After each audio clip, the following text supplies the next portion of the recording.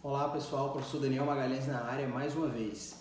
Pessoal, continuando aqui a nossa matéria de processo coletivo, hoje a gente vai falar aí da segunda parte do processo coletivo, falar um pouquinho sobre competência, sobre conexão, litispendência, sobre coisa julgada, né? Sobre essa parte mais geral do processo coletivo, tá bom? Mais uma teoria geral aí do processo coletivo, vamos tentar aí delinear algumas questões para vocês, tá certo?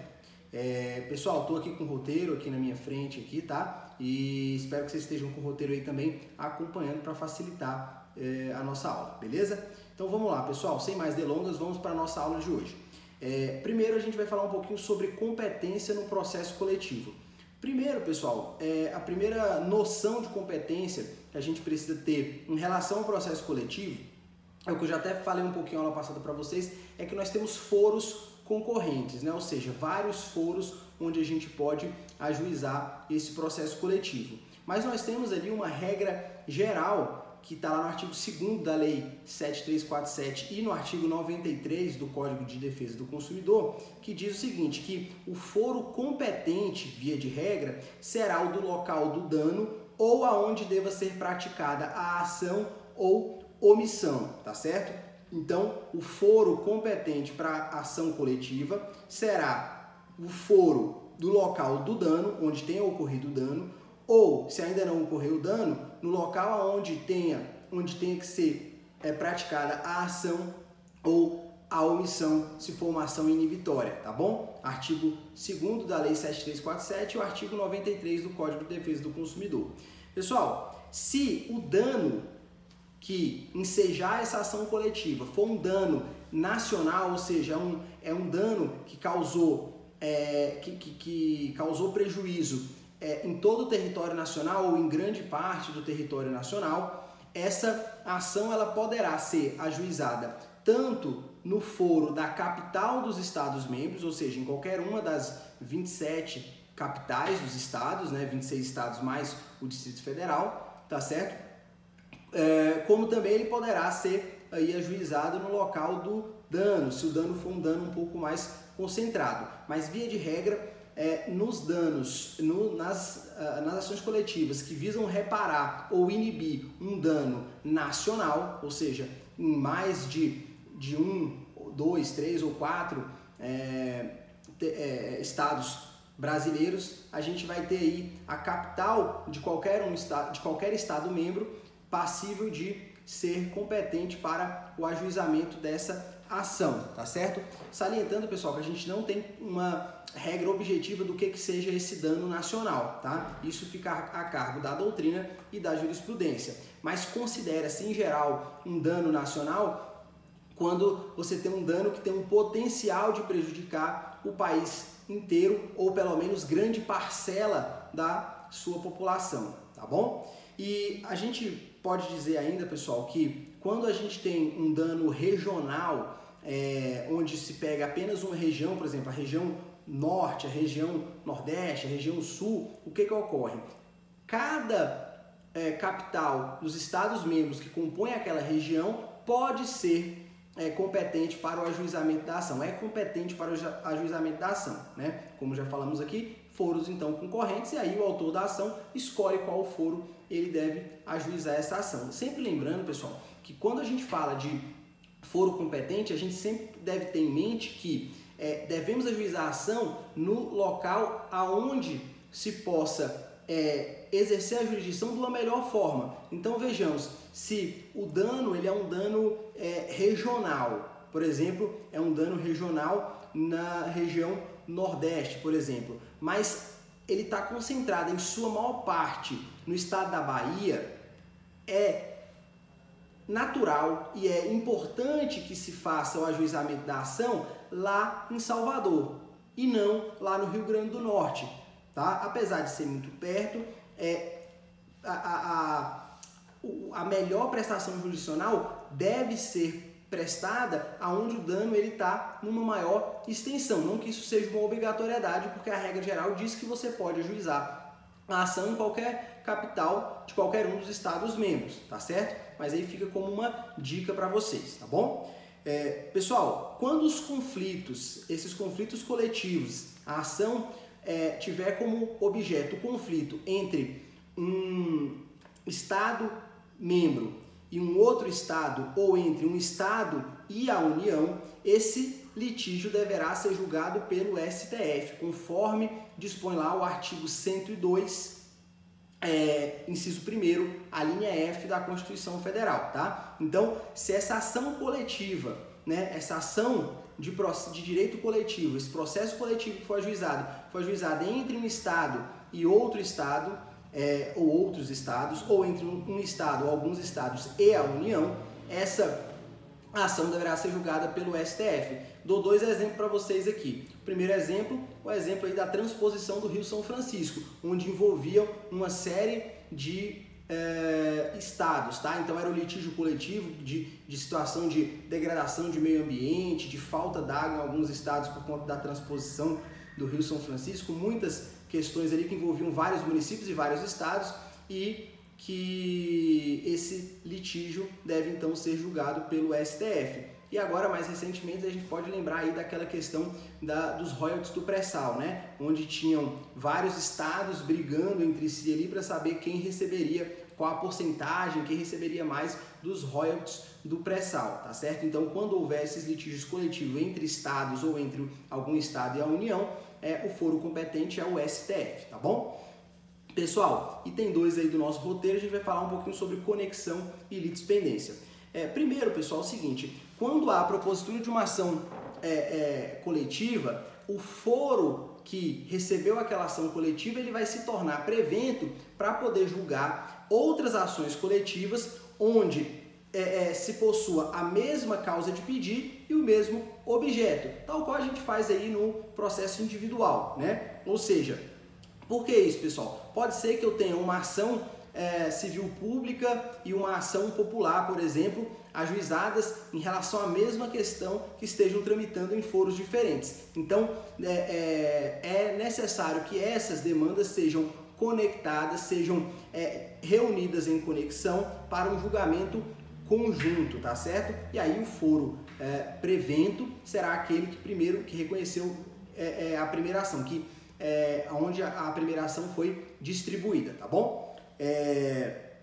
Essa conexão, pessoal, ela pode ser reconhecida tanto de ofício pelo magistrado quanto pode ser requerida aí pelas partes, tá bom?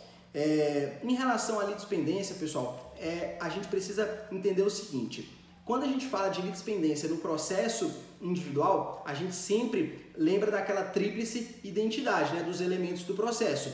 Ou seja, para que eu tenha um processo idêntico ao outro, para que eu tenha a litispendência, eu tenho que ter um processo idêntico ao outro que ainda está em tramitação, não é verdade? Para isso, eu preciso analisar o quê? Os 3 elementos do processo: partes, pedido e causa de pedido, tá certo? Que é a tríplice identidade para a gente poder verificar essa litispendência. No processo coletivo, pessoal, é consenso na doutrina que pode haver litispendência sem essa tríplice identidade, tá certo? Como, professor? Basta a gente pensar no seguinte exemplo: um sindicato ajuiza uma ação em favor de uma determinada categoria e uma associação ajuiza a mesma ação para beneficiar uma determinada categoria. Apesar de uma ação ter sido ajuizada por um sindicato e a outra por uma associação, se é o mesmo objeto, é o mesmo pedido sobre os mesmos fatos, essas ações elas são litispendentes, ou seja, uma ação ela será idêntica à outra, exceto no que se concerne ao autor da ação. E aqui pra gente, o autor da ação não vai atrapalhar o reconhecimento dessa litispendência, tá certo? Então o juiz poderá reconhecer a litispendência, só que, diferentemente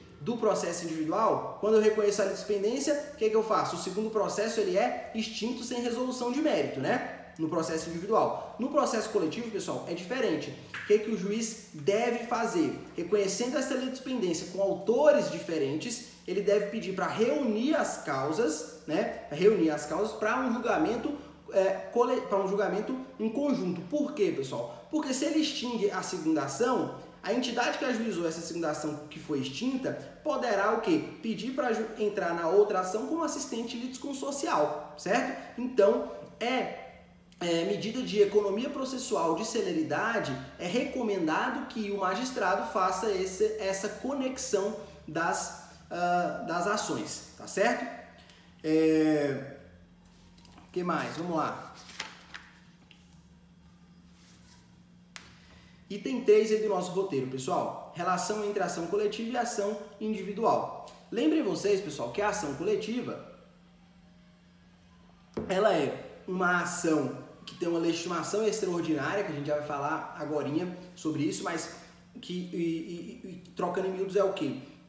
Alguém ajuiza uma ação em nome próprio para defender direito alheio, tá certo? Mas pensem bem, se uma associação ou um sindicato, por exemplo, ajuiza uma ação para defender o direito dos seus associados ou dos seus sindicalizados, é admitido também que o sindicalizado ou associado sozinho ajuize uma ação individual, tá certo? E aí resta a dúvida, como ficaria se eu tenho uma ação coletiva e uma ação individual, tá? Como isso se daria, como eu resolveria esse problema, porque eu tenho duas ações que podem ter sentenças, decisões judiciais diferentes, tá certo? E aí, pessoal, lá o artigo 104 do Código de Defesa do Consumidor traz pra gente aqui a primeira notícia, e ele diz o seguinte, que a ação coletiva, ela não induz litispendência para a ação individual. Então vamos dar um exemplo aqui, uma associação ajuizou uma ação para beneficiar os seus associados. Só que eu sou associado dessa ação e decidi ajuizar a minha ação sozinho. Posso ajuizar? Posso. Por quê? Não haverá litispendência. Porque a minha causa, apesar de ter o mesmo objeto, ela tem as partes diferentes e eu estou exercendo o meu direito de petição individualizado, o meu direito de ação individualizado. E eu não preciso, como indivíduo, me submeter à ação coletiva, tá certo? Contudo, pessoal, é importante que se diga o seguinte, quando você tem uma ação coletiva em curso, o réu da ação coletiva deverá notificar aquela pessoa que tem uma ação individual idêntica para que aquela pessoa saiba que existe ação coletiva, se ela ainda não sabe, e para que ela possa exercer o direito de estar dentro da ação coletiva ou de se manter de fora dela, tá certo? E diz o código, então, que deve haver uma ciência inequívoca, ou seja, o réu da ação coletiva deve cientificar inequivocamente aquelas pessoas que ajuizaram ações individuais para que eles saibam que existe essa ação coletiva, tomem conhecimento e para que peçam a extinção do seu processo e a suspensão do seu processo individual, melhor dizendo, e esperem a tutela coletiva ser decidida, ou caso o indivíduo não queira, ele pode simplesmente dizer, olha, não quero continuar com a minha demanda individual. Beleza, tá certo? Vai continuar as duas demandas, a demanda coletiva e a demanda individual. Qual a diferença, pessoal? A diferença é o seguinte, se o indivíduo continuar com a sua demanda individual em curso, ele não vai se aproveitar de uma eventual decisão de julgamento procedente de mérito aqui na ação coletiva, tá? Por quê?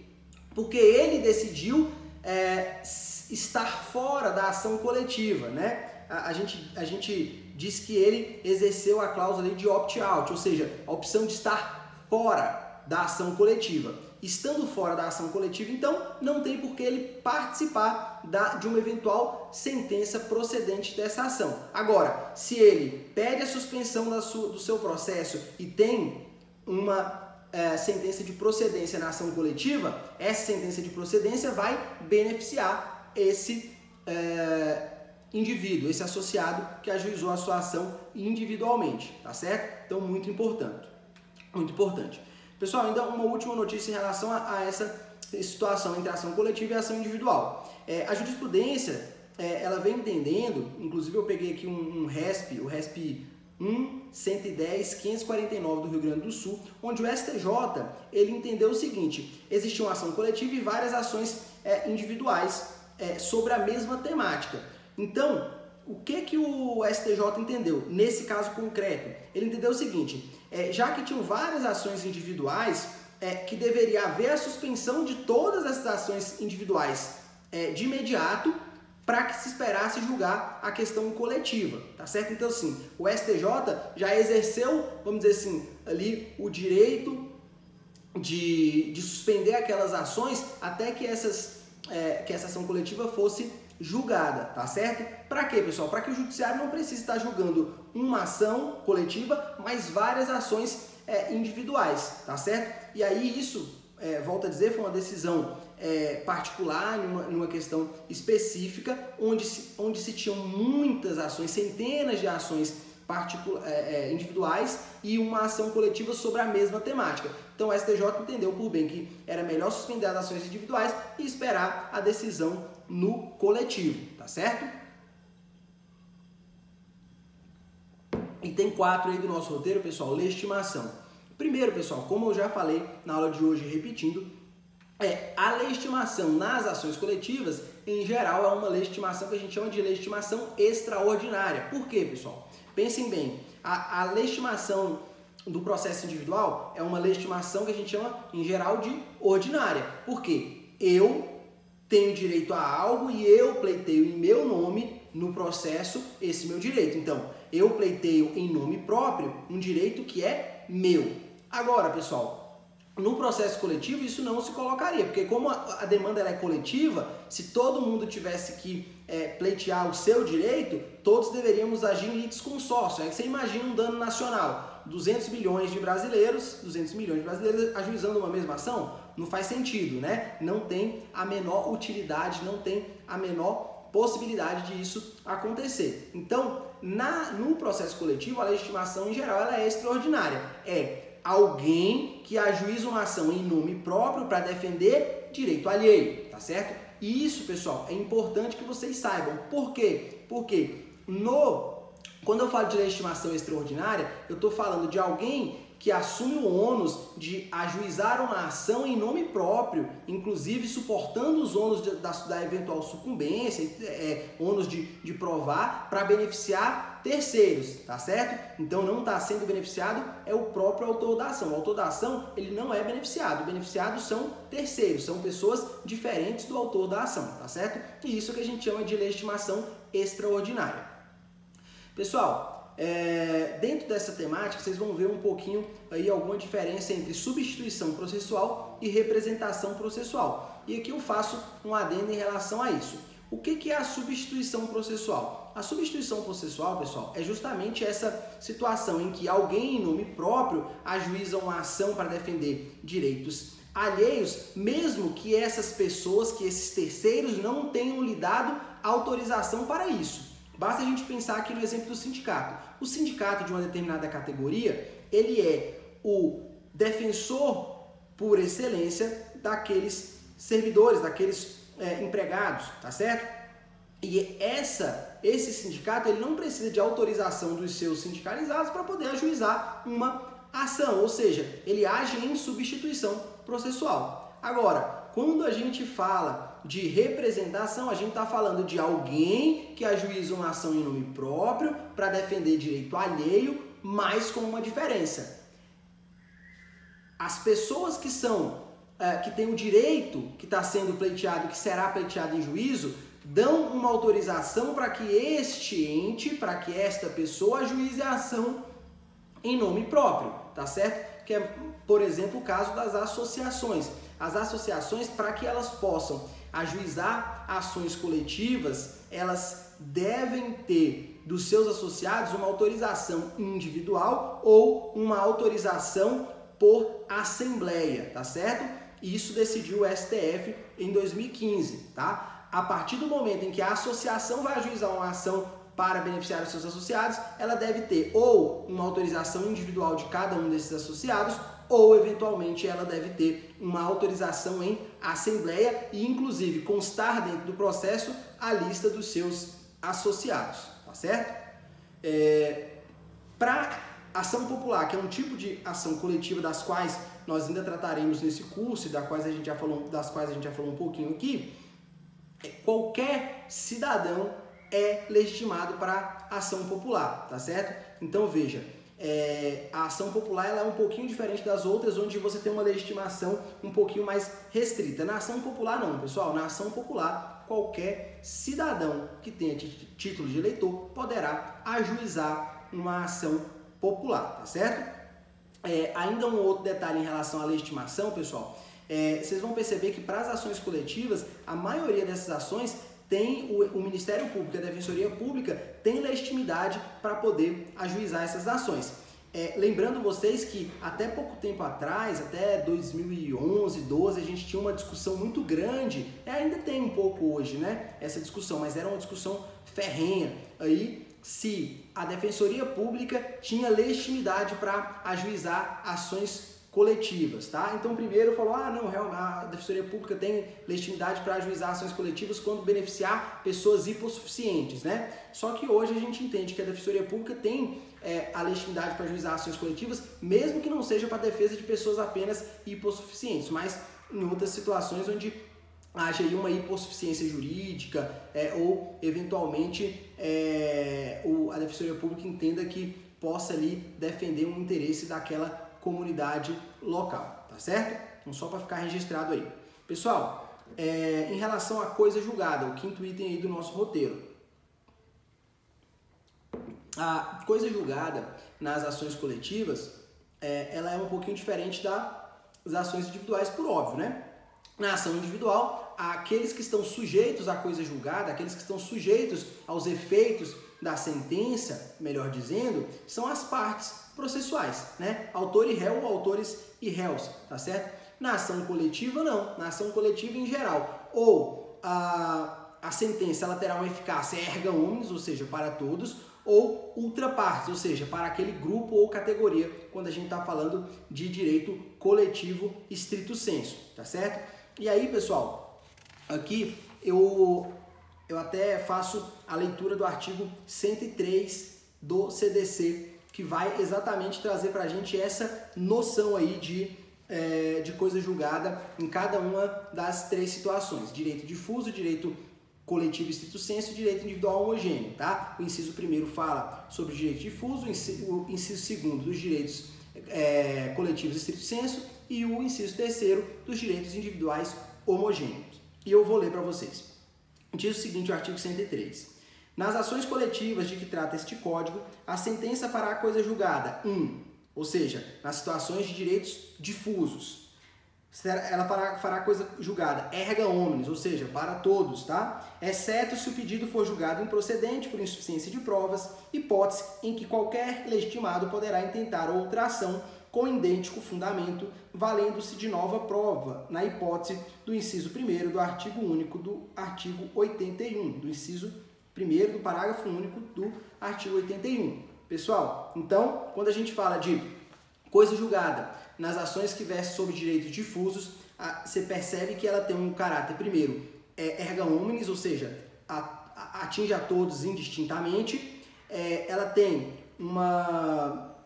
a característica de ser segundo evento probationis, ou seja, segundo evento da prova, que significa o quê? Uma ação que foi julgada improcedente por insuficiência de provas, ela pode ser ajuizada caso se tenha aí uma nova prova. Beleza, inciso 2º, que fala sobre os direitos coletivos estrito sensu. Diz o seguinte, que a coisa julgada, ela fará coisa julgada ultra partes, mas limitadamente ao grupo, categoria ou classe, salvo improcedência por insuficiência de prova nos termos do inciso anterior. Pessoal, a mesma questão do direito do inciso 1º, que fala sobre direitos difusos. Qual a diferença? A diferença aqui é que a coisa julgada não será erga omnes, não alcançará a todos indistintamente.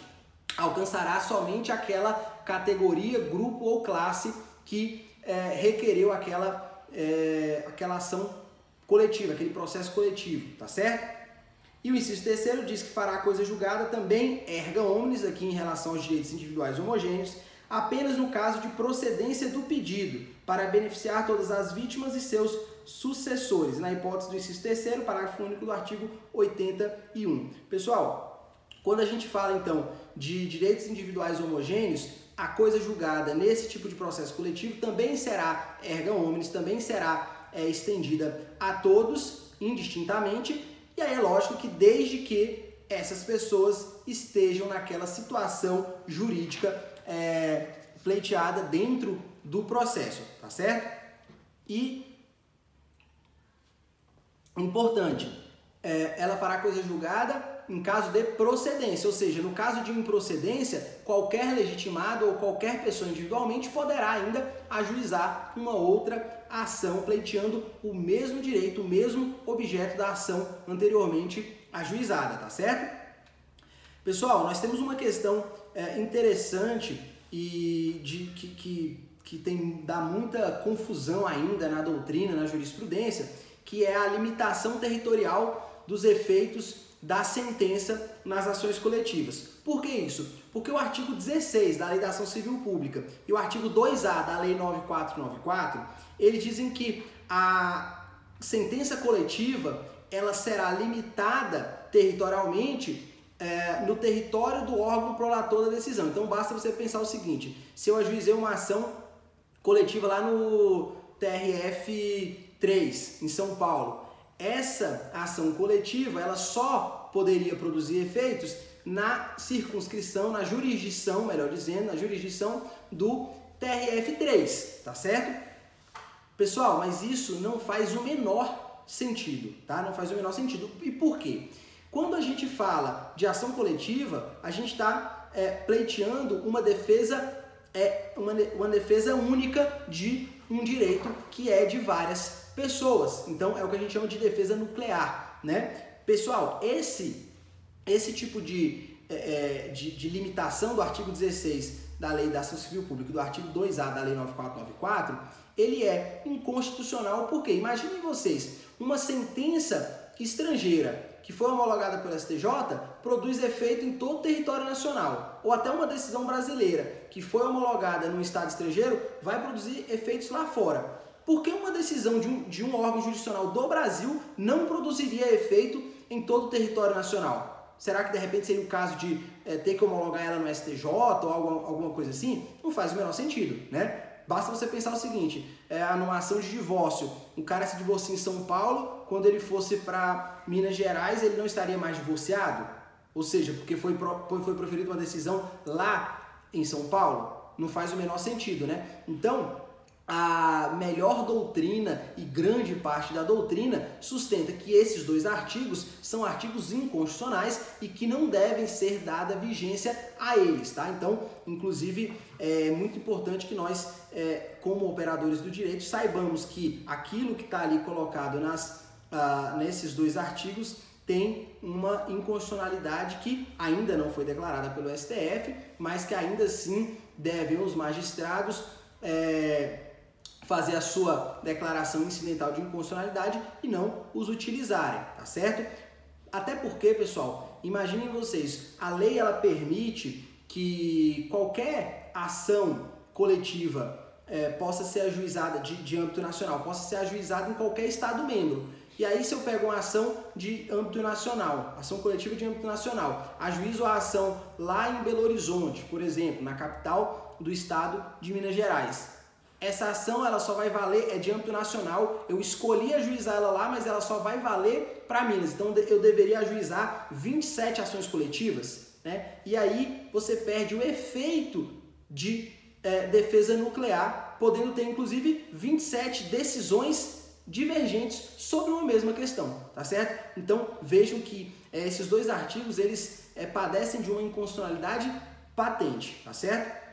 E por último, aqui terminando a nossa aula de hoje, o item 5.4 do nosso roteiro, que fala sobre a repercussão da coisa julgada coletiva no plano individual. Pessoal, aqui só uma regrinha para a questão de liquidação e cumprimento de sentença das decisões coletivas. Após o julgamento de uma decisão, de uma ação coletiva, onde você tem ali uma decisão erga omnes ou outra partes que seja, você, indivíduo, poderá liquidar e cumprir essa sentença individualmente, tá certo? E essa possibilidade de poder fazer essa liquidação, de proceder a essa liquidação e esse cumprimento de sentença de forma individual, é o que a doutrina chama em geral do transporte in utilibus da coisa julgada coletiva, que é basicamente, trocando em miúdos, o seguinte: eu pego a sentença coletiva de uma ação coletiva, trago para dentro de um processo de liquidação ou de cumprimento de sentença individual que eu vou ajuizar, e essa sentença, por mais que eu não tenha sido parte do processo, por mais que eu não tenha participado, por mais que eu nem conhecesse o processo,